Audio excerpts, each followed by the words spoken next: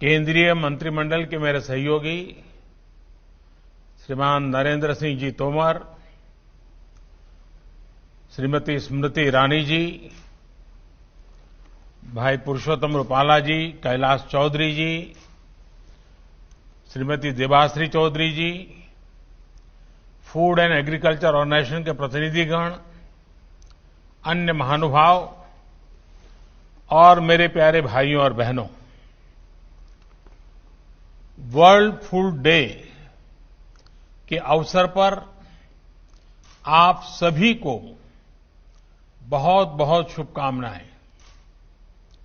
दुनिया भर में जो लोग कुपोषण को दूर करने के लिए लगातार काम कर रहे हैं, मैं उन सभी को भी बहुत बहुत बधाई देता हूं। भारत के हमारे किसान साथी, हमारे अन्नदाता, हमारे कृषि वैज्ञानिक, हमारे आंगनवाड़ी और आशा कार्यकर्ता कुपोषण के खिलाफ आंदोलन का एक बहुत बड़ा हमारा मजबूत किला है, मजबूत आधार है। इन्होंने अपने परिश्रम से जहां भारत का अन्न भंडार भर रखा है, वहीं दूर सुदूर गरीब से गरीब तक पहुंचने में सरकार की बहुत मदद की है। इन सभी के प्रयासों से ही भारत कोरोना के इस संकट काल में भी कुपोषण के खिलाफ मजबूत लड़ाई लड़ रहा है। साथियों, आज फूड एंड एग्रीकल्चर ऑर्गेनाइजेशन के लिए भी एक महत्व का दिन है। आज इस महत्वपूर्ण संगठन के 75 वर्ष पूरे हुए हैं। इन वर्षों में भारत सहित पूरी दुनिया में एफएओ ने कृषि उत्पादन बढ़ाने, भूखमरी मिटाने और पोषण बढ़ाने में बहुत बड़ी भूमिका निभाई है। आज जो 75 रुपये का विशेष सिक्का जारी किया गया है, वो भारत की 130 करोड़ से अधिक जनता जनार्दन की तरफ से आपकी सेवा भावना का सम्मान है। एफएओ के वर्ल्ड फूड प्रोग्राम को इस वर्ष का नोबेल शांति पुरस्कार मिलना भी एक बहुत महत्वपूर्ण सीमा चिन्ह है और भारत को खुशी है कि इसमें भी भारत की साझेदारी और भारत का जुड़ाव बहुत ही ऐतिहासिक रहा है। हम सब जानते हैं, डॉक्टर विनय रंजन सेन जब एफएओ के डायरेक्टर जनरल थे, तब उनके नेतृत्व में ही वर्ल्ड फूड प्रोग्राम शुरू किया गया था।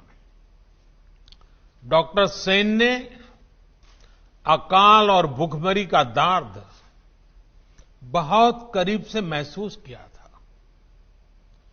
पॉलिसी मेकर बनने के बाद उन्होंने जिस व्यापकता के साथ काम किया, वो आज भी पूरी दुनिया के काम आ रहा है। वो जो बीज बोया गया था, आज उसकी यात्रा नोबेल प्राइज तक पहुंची है। साथियों, एफएओ ने बीते दशकों में कुपोषण के खिलाफ भारत की लड़ाई को भी बहुत नजदीक से देखा है।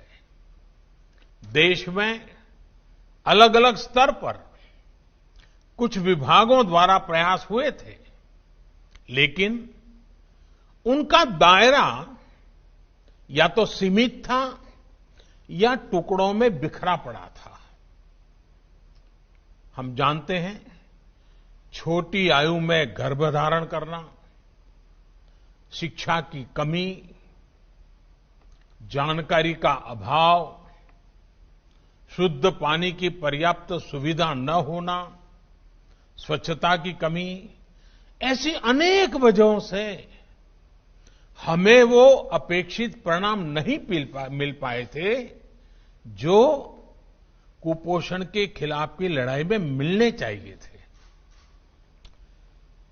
मुझे गुजरात में मुख्यमंत्री के रूप में सेवा करने का अवसर मिला था, तो इन तथ्यों को मैंने ध्यान में रखते हुए वहां पर अनेक नई योजनाओं पर काम शुरू किया था।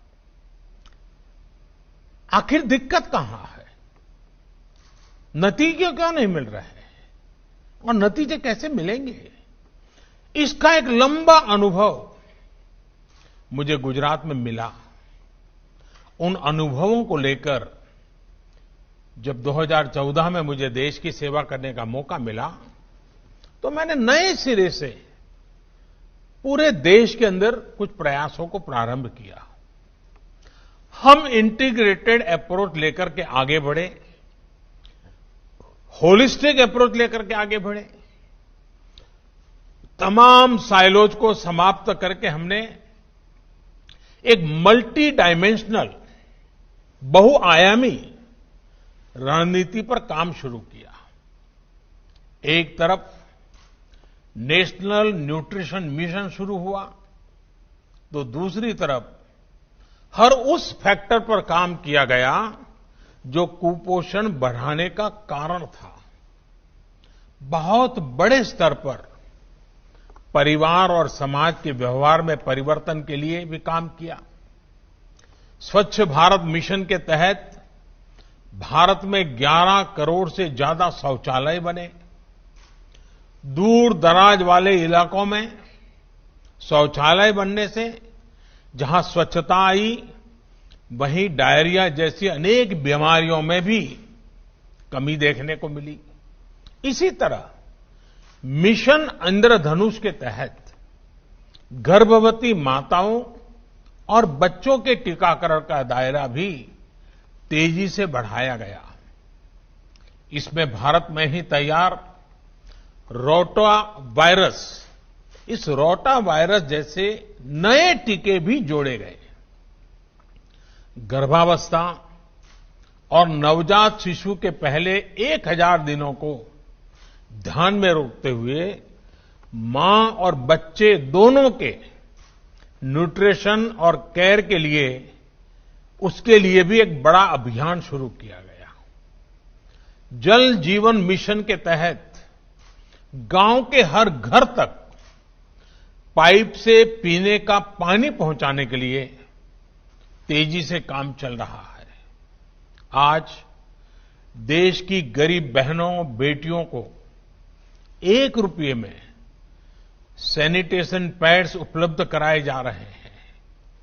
इन सब प्रयासों का एक असर ये भी है कि देश में पहली बार पढ़ाई के लिए बेटियों का ग्रॉस एनरोलमेंट रेशियो बेटों से भी ज्यादा हो गया है। बेटियों की शादी की उचित उम्र क्या हो, ये तय करने के लिए भी जरूरी चर्चा चल रही है। मुझे देश भर की ऐसी जागरूक बेटियों की तरफ से चिट्ठियां भी आती हैं कि जल्दी से इसका निर्णय करो, कमेटी का रिपोर्ट अभी तक क्यों आया नहीं। मैं उन सभी बेटियों को आश्वासन देता हूं कि बहुत ही जल्द रिपोर्ट आते ही उस पर सरकार अपनी कार्यवाही करेगा। साथियों, कुपोषण से निपटने के लिए एक और महत्वपूर्ण दिशा में काम हो रहा है। अब देश में ऐसी फसलों को बढ़ावा दिया जा रहा है जिसमें पौष्टिक पदार्थ जैसे प्रोटीन, आयरन,